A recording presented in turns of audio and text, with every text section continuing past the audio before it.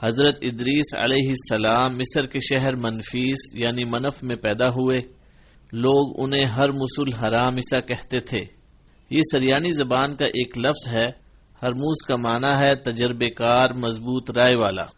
بعض اہل علم کا خیال ہے کہ آپ بابل شہر میں پیدا ہوئے، پھر ہجرت کر کے مصر پہنچے۔ علم انساب کے اکثر علماء کے مطابق حضرت ادریس علیہ السلام نبی صلی اللہ علیہ وسلم کے سلسلہ نسب میں شامل ہیں۔ آدم اور شیس علیہ السلام کے بعد سب سے پہلے انہیں نبوت کا شرف حاصل ہوا۔ حضرت ادریس علیہ السلام کا نام قرآن مجید میں 2 مقام پر آیا ہے۔ ارشاد باری تعالی ہے، ترجمہ: اور اے نبی اسماعیل، ادریس اور ذوالکفل کا ذکر کیجئے، یہ سب صابر لوگ تھے، ہم نے انہیں اپنی رحمت میں داخل فرمایا، بلا شبہ یہ نیک لوگ تھے۔ سورۃ الانبیاء آیت نمبر 85-86۔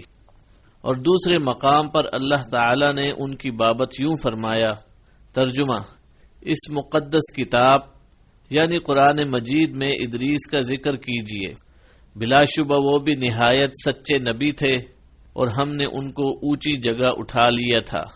سورہ مریم آیت نمبر 56-57۔ اس آیت مبارکہ میں اللہ تعالی نے ادریس علیہ السلام کی تعریف کرتے ہوئے انہیں نبی اور راست باز قرار دیا ہے۔ اللہ تعالی کے فرمان وَرَفَعْنَاهُ مَكَانًا عَلِيًّا، اور ہم نے ان کو اونچی جگہ اٹھا لیا تھا کی وضاحت صحیحین میں مذکور معراج کی احادیث سے ہوتی ہے، جس میں بیان ہوا ہے کہ چوتھے آسمان پر ان سے رسول اللہ صلی اللہ علیہ وسلم کی ملاقات ہوئی تھی۔ امام ابن جریر رحمہ اللہ نے ہلال بن یساف سے بیان کیا ہے، انہوں نے فرمایا حضرت عبداللہ بن عباس رضی اللہ عنہما نے میری موجودگی میں کعب احبار سے فرمایا، ادریس علیہ السلام کے بارے میں اللہ کے اس فرمان وَرَفَعْنَاهُ مَكَانًا عَلِيًّا کا کیا مطلب ہے، اور ہم نے ان کو اونچی جگہ اٹھا لیا تھا۔ کعب نے فرمایا، اللہ تعالی نے ادریس علیہ السلام کی طرف وحی نازل فرمائی، میں آپ کے اعمال میں روزانہ تمام بنی آدم کے اعمال کے برابر اضافہ کروں گا۔ اس سے غالباً ان کے زمانے کے تمام انسانوں کے اعمال کے برابر ثواب مراد ہے۔ ان کے دل میں خواہش پیدا ہوئی کہ ان کی نیکیوں میں بہت اضافہ ہو جائے۔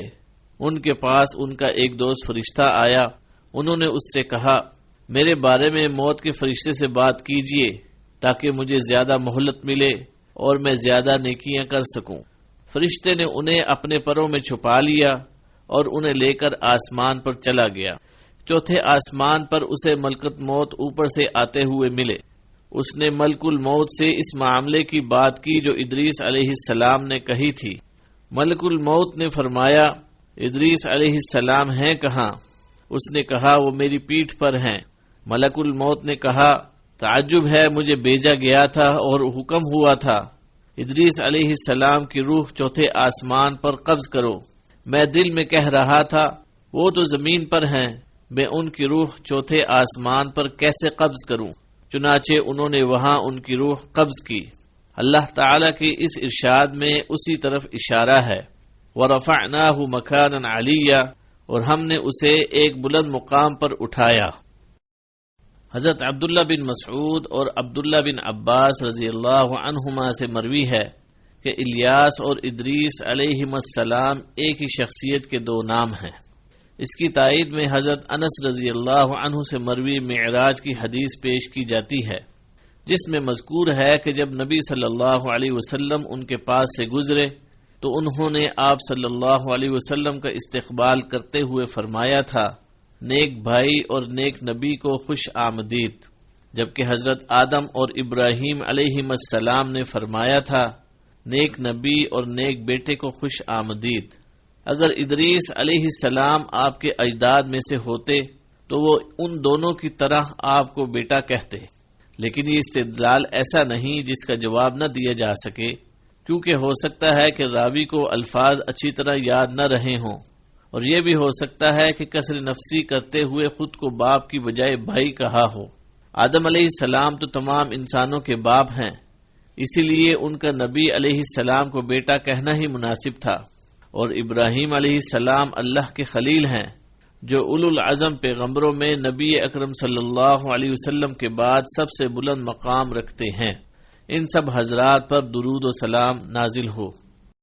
امام ابن اسحاق رحمہ اللہ نے ذکر کیا ہے کہ حضرت ادریس علیہ السلام نے ہی سب سے پہلے قلم سے لکھا۔ ان کی پیدائش کے وقت حضرت آدم علیہ السلام زندہ تھے، اور آدم علیہ السلام کی وفات کے وقت ان کی عمر 308 سال تھی۔